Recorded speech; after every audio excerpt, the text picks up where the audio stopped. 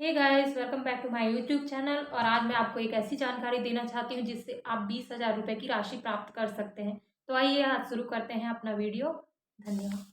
दोस्तों, आपने हितग्राही कार्ड के बारे में सुना ही होगा, जिससे आप लाभ लेकर 20,000 की राशि प्राप्त कर सकते हैं। दोस्तों, कई लोग तो इस कार्ड को बनवा लेते हैं, लेकिन इसकी उपयोगिता क्या है, इसे कैसे इस्तेमाल करना है, ये किसी को नहीं पता होता है। वो जानकारी लेकर भी जाते हैं, लेकिन फॉर्म भरते हैं और फॉर्म भरने के बावजूद भी उनका जो है रिजेक्ट हो जाता है फॉर्म। तो आइए हम जानते हैं कि उसे इस योजना में कैसे आप 20,000 का लाभ प्राप्त कर सकते हैं। यह योजना सिर्फ गर्भवती महिलाओं के लिए है, जो गर्भवती फर्स्ट और सेकंड बच्चा जो गर्भावस्था में है, फर्स्ट और सेकंड गर्भावस्था में, उसी महिला को ये लाभ मिल सकता है। तो आइए जानते हैं। तो इस योजना के तहत भगनी प्रसूति योजना, जो हितग्राही कार्ड होता है हमारा लेबर कार्ड, उसके तहत भगनी प्रसूति योजना कार्यक्रम चलाया जा रहा है, जिसके तहत एक गर्भवती महिला को उसका बेबी होने के बाद 20,000 रुपये की राशि प्राप्त की जाती है। लेकिन कई लोग इस कार्ड को बनवा तो लेते हैं और फॉर्म भी फिल करवा लेते हैं, लेकिन बहुत सारी ऐसी गलतियां कर देते हैं जिसके वजह से उन्हें ये लाभ नहीं मिल पाता। लाभ तो इसीलिए नहीं मिल पाता क्योंकि बहुत सारे लोग तो जब योजना का कार्ड जब बनवाने जाते हैं तो वहीं पे बहुत सारी गलतियां कर देते हैं, क्योंकि एक ऑप्शन आता है उसमें पिता या पति का। तो कई लोग ये सोचते हैं कि मेरा जाति तो पिता के नाम से बना है, तो मेरा हितग्राही कार्ड भी पिता के नाम से ही बनेगा। तो इस वजह से वो लोग पिता के नाम से भी कार्ड बनवा लेते हैं, जिससे उनका जो आवेदन है रिजेक्ट हो जाता है। और कई कई ऐसी महिलाएं भी होती हैं जो पूरा जो उसमें है कि क्या डॉक्यूमेंट लगता है ये उन्हें नहीं पता होता है, और कैसे डॉक्यूमेंट भी पता होता है, लेकिन उसमें क्या भराना चाहिए क्या नहीं भराना चाहिए, क्योंकि बहुत सारी गलतियां भरने में भी हो जाती है। कि जब भरते टाइम, क्योंकि आप चॉइस सेंटर जाते होगे, चॉइस सेंटर में सिर्फ आपके जो डॉक्यूमेंट है उसको स्कैन किया जाता है और स्कैन करके ऐसे ही लौटा दिया जाता है। वो मिल रहा है, रिजेक्ट हो रहा है, सिलेक्ट हो रहा है, इससे जो चॉइस सेंटर वाले हैं उन्हें कोई मतलब नहीं। वो अपना 100 रुपये लेकर आपका फॉर्म फिल कर देंगे और भर देंगे, चेक तक नहीं करते कि इसमें कोई गलती है या नहीं है। इन्हीं गलतियों की वजह से उन्हें जो है बहुत मुश्किलों का सामना करना पड़ता है। और कई लोगों के क्वेश्चंस भी होते हैं कि हम लोग तो बनवाए हैं लेकिन कहाँ है न कहाँ। कई लोग ऐसा है कि इससे कुछ लाभ तो मिलता नहीं है करके उसको ऐसे ही रख देते हैं। और कई लोगों का ऐसा भी है कि लाभ प्राप्त करने के लिए फॉर्म भरते हैं, फिर वो चेक भी नहीं करवाते कि इसमें कुछ मिल रहा है या नहीं मिल रहा है, ये रिजेक्ट हुआ सिलेक्ट हुआ, कुछ चेक नहीं करवाते हैं। तो इस वजह से भी बहुत सारी प्रॉब्लम्स आती हैं।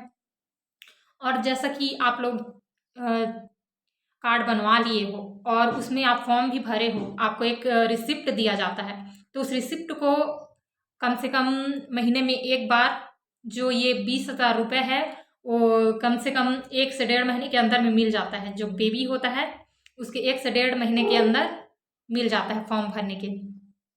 तो उसको जाके आप लोग चेक करवाते रहिए बीच बीच में कि ये सिलेक्ट हो रहा है, रिजेक्ट हो रहा है, या कोई और रिक्वायर्ड हो रहा है। क्योंकि कई बार ऐसा होता है कि आय प्रमाण पत्र अच्छे से नहीं स्कैन हुआ, इस वजह से आय प्रमाण पत्र मांगा जाता है।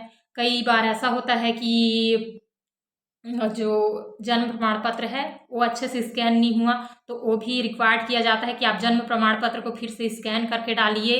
आपका जो बेबी का जच्चा बच्चा कार्ड होता है वो भी कभी कभी स्कैन नहीं होता है अच्छे से, तो उसको भी स्कैन करके रिक्वायर्ड किया जाता है। और वहाँ से फिर अब स्कैन करके डालते हैं तो वहाँ से फिर मैसेज आता है कि आपका सक्सेस हो गया है। ये बहुत टाइम देता है, कम से कम 1 हफ्ते का टाइम देता है कि ये त्रुटि है, ये सुधार लो करके। लेकिन बहुत सारे लोगों को ये पता नहीं, भरे तो हैं, अब भरे हैं भाई भरे हैं, लेकिन किसी को भी ये नहीं पता होता है कि ये रिजेक्ट और सिलेक्ट और बीच में इसकी कोई त्रुटि आ जाती है, तो उसके लिए आप लोगों को चेक भी करवा के उसको दोबारा से भी डालना पड़ता है कि एक बार डाल दिए मतलब डाल दिए, ऐसा नहीं होता। तो कई लोगों के क्वेश्चंस होते हैं, जैसे कि हम लोगों के भी गांव में बहुत सारी प्रॉब्लम्स होती हैं। कई लोग दे दिए हैं भाई, दे दिए हैं, किसको दिए हैं, तो चॉइस सेंटर वाले से तो भरवाए हैं हम लोग, लेकिन अभी तक तो नहीं आया है पैसा। तो ये इसी वजह से नहीं आता है पैसा, क्योंकि बहुत सारी गलतियां हो जाती है। लेकिन हमेशा मैं क्योंकि मेरे ही अंडर में बहुत लोगों को ये सब मिला है, क्योंकि हम लोग भी मतलब कि फॉर्म भरे हैं, ऑनलाइन फॉर्म भरे हैं। और तो हम लोगों ने भी बहुत सारे लोगों को जो 20,000 का लाभ होता है ये दिलवाया है। तो हमें पता है कि कब क्या कैसे होता है। और जब हम फील्ड में भी जाते हैं तो ऐसा लोगों का कहना है कि हमें तो बनवा दिए हो कार्ड, लेकिन इसका कोई फ़ायदा ही नहीं हो रहा है, हमें कोई फ़ायदा ही नहीं हो रहा।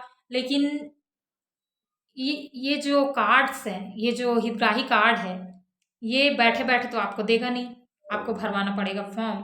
जैसे बीच बीच में कोई भी योजनाएं आती है, उस योजना के बारे में इंसान को जानकारी भी नहीं होती। जैसे साइकिल सहायता योजना हो गया, आपका श्रम कार्ड से जो गैती फावड़ा रापा मिलता है, जो सिलाई मशीन मिलती है, सिलाई मशीन के चक्कर में कई लोग भरवा देते हैं, लेकिन सिलाई मशीन के लिए क्या रिक्वायर्ड होता है ये डॉक्यूमेंट उन्हें पता नहीं।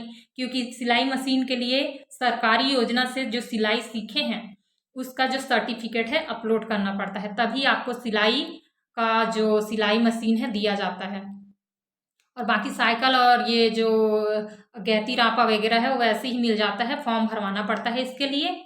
और इसमें जो छात्रवृत्ति है, कहते हैं कि छात्रवृत्ति हमें नहीं मिलता है, इससे नहीं मिलता है, तो इसके लिए भी फॉर्म भरवाना पड़ता है। जो गुरुजी होते हैं स्कूल के गुरुजी से साइन करवाना पड़ता है।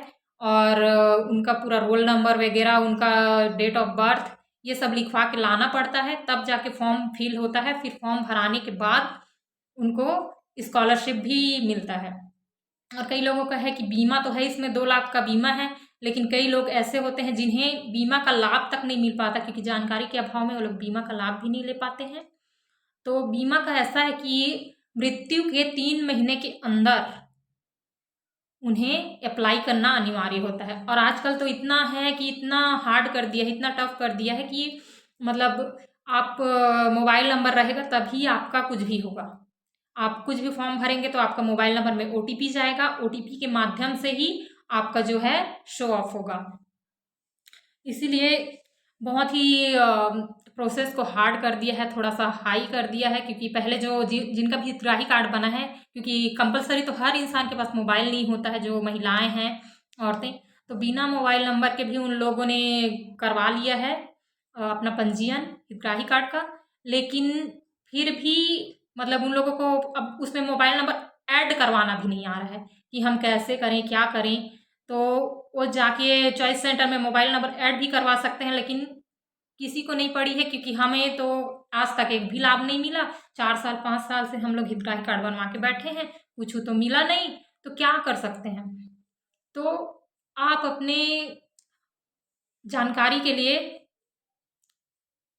कहीं से भी जानकारी ले सकते हैं। जैसे लेबर ऑफिस ही हो गया, वहाँ से भी जानकारी ले सकते हैं। चॉइस सेंटर वाले लोग तो शायद नहीं बताते हैं, या बताते हैं, आप जाके चॉइस सेंटर में भी पता कर सकते हैं।